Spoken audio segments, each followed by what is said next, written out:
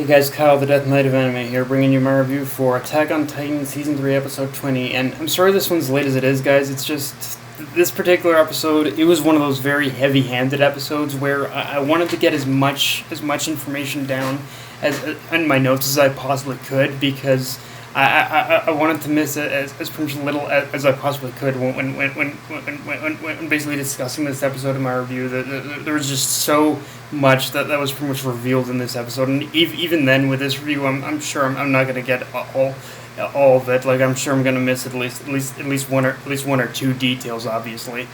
Now, first off, before I even get into the review itself, it seems that Crunchyroll had finally released an episode of Attack on Titan at a relatively decent time. In fact, the whole situation this time was switched around where Crunchyroll actually released the episode even before Kiss Anime, so I didn't have to go back to Kiss Anime and basically pirate the episode. Now, whether or not this is going to be a one-time thing or Crunchyroll has finally got their backlog problems under control, I'm not sure, but at least for now, they've pretty much avoided they've avoided at least getting a third strike in my book.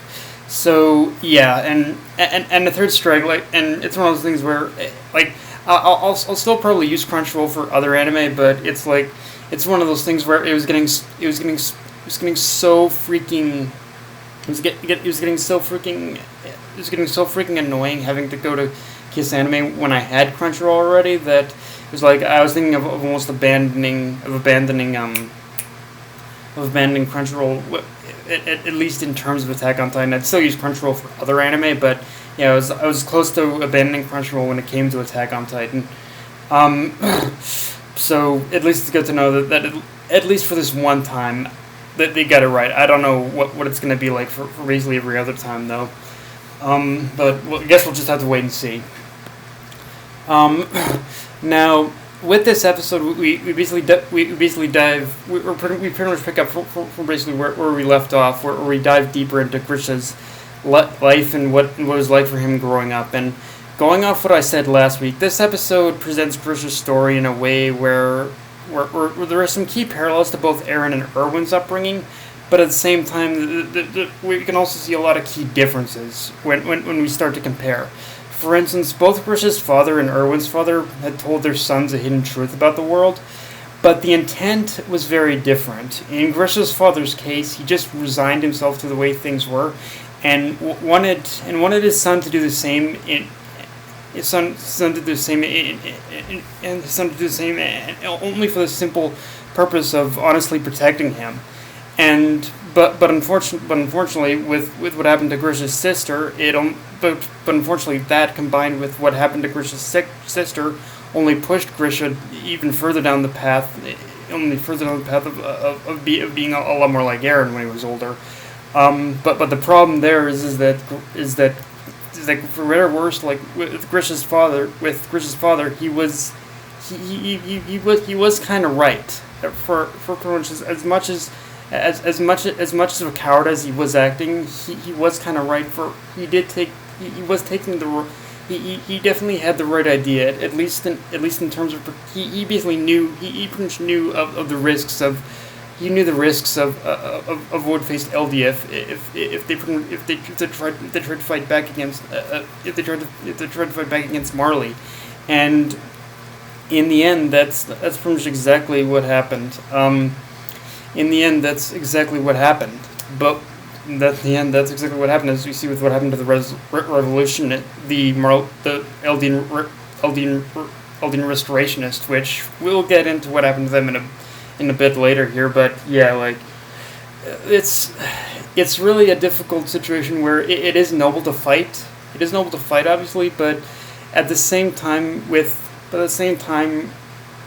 it was in a lot of ways I think Grisha had gotten a little too ambitious. That Grisha he never really thought of the consequences, unfortunately, and because of that we pretty much got what happened in this episode. Now, now, and now aside from the characters, though, getting to know we also get to know what life in Marley is like in this episode. And the one thing that's really what Marley is, one thing that's illustrated really illustrated in this episode, and a very fascinating irony about this world is that there's actually less freedom outside the walls than pretty much inside, because humanity just keeps, because obviously with basically out, because outside the walls, like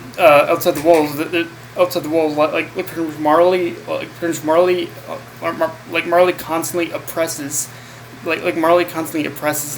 every single Eldian in existence. But at the same time, that the oppression is like it's basically all born from basically a simple fact that both sides refuse to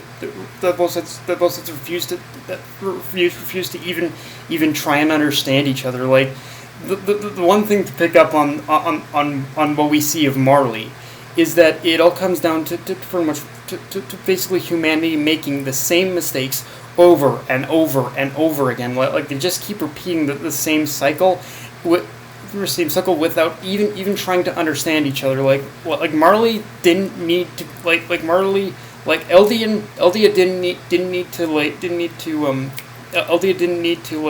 didn't need to enslave Marley, the Marleyans. Eldians didn't need to enslave Marleyans back then, and Marley didn't even need to respond, but basically oppressing like every single Eldian back then too.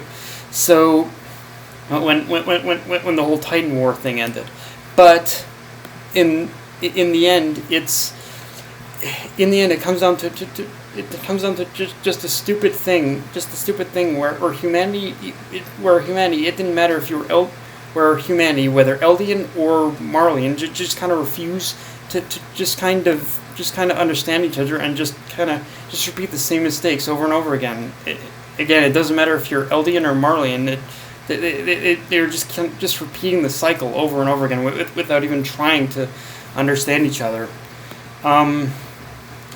In fact, one can make a slim argument that in fact going back to my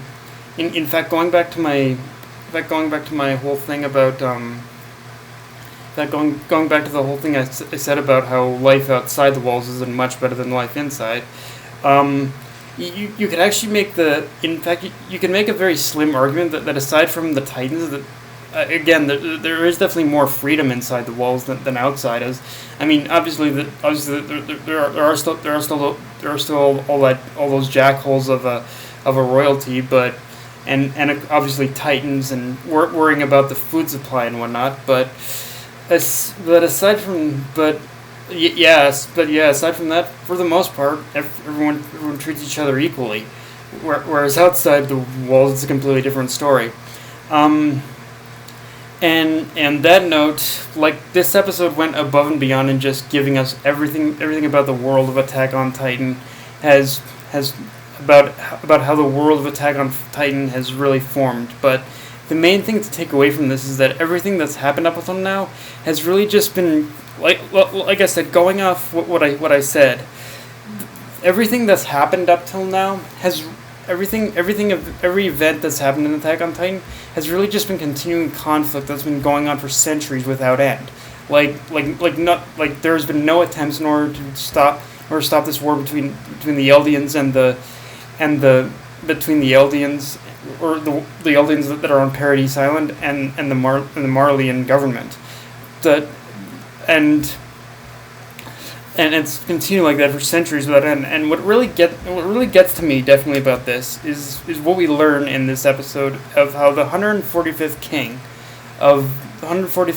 hadn't, if the 145th king hadn't chosen to retreat to Paradise Island and build the walls, then it kind of begs the question even further of would any of this even happen to begin with? I mean, I get what the king was thinking in the prospect of protecting the founding Titan power, but really, all this could have been prevented had But really, if you think about it, like all this tracing back, all this could be prevented with if the Ymir followers hadn't made that deal with that literal deal with the devil and to begin with. Like everything that's happened up to this point, well, it's just all traces back to basically that one deal that the followers of Ymir had made with that Earth Devil or whatnot. It's like, yeah, if that one thing hadn't happened, I don't think any of this would have happened to begin with. Of course, I guess we can't completely blame the king, because we also have to share the blame. And Grish, if the king is responsible for starting all this, then Grisha is just as much responsible for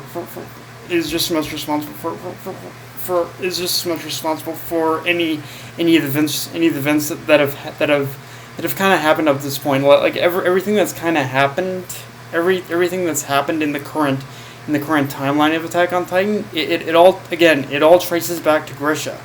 And like he is just as much responsible for the events that have transpired up to this point as much as the king is for starting them. And in a lot of ways, Grisha's problems is that he was too ambitious and never really thought about much about the consequences, which ironically led to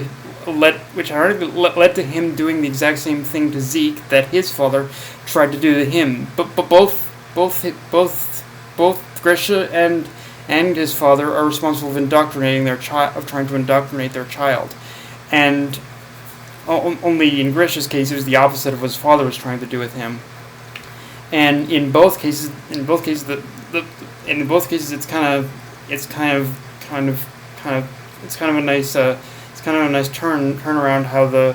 It's kind of an intriguing turnaround how both times the son turned on the father. The son turned on the father, and and of course, and this led to one of the greatest reveals of the entire series, which is that every single Titan we've seen up to this point, or at the very least the early parts of the series, were basically all members of the Eldian Restorationists.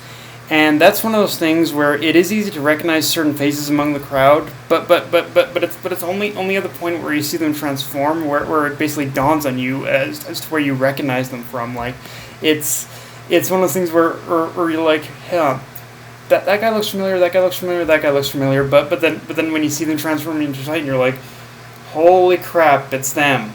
Like it's really one of those reveals that's just amazing to watch. And yeah, aside from that, though, the Eldian Restorationist thing, there's an even bigger shocker about this episode, which is the fact that Grisha's first wife, Dinah, was the Titan that devoured Eren's mom. And that in itself is one of those reveals that really brings up the question of how aware that pretty much Dinah was in her Titan form, because we basically know that pretty much Dinah is like the descendant of the children of Ymir, or the followers of Ymir or something. She's pretty much a descendant of the 145th king. So because she shared that particular connection, it kind of brings up the question of how aware that Dinah herself was in her Titan form in that moment where we first see her where we first see her in the series. Because if Dinah was at even the slightest bit aware, this actually sheds a lot more light on the death of Eren's mother, even more than pretty much just her being a random casualty now. In fact, it's quite possible that Dinah might have had enough of an innate instinct in order to search for Grisha, but pretty much every time, but because she was a Titan, I think her senses just kept getting Eren confused with Grisha or something like that. Like I don't know if that's exactly the case, but it might it might seem like it for sure. And then and yeah, and then that ending, where we see Kruger is the where we see that Kruger has been the spy this entire time, and that he's a Titan shifter, who possesses one of the 9 Titan powers. And yeah, I think you can kind of tell as to where this is probably going to go from here. At least going off what we pretty much learned in the first part of season 3.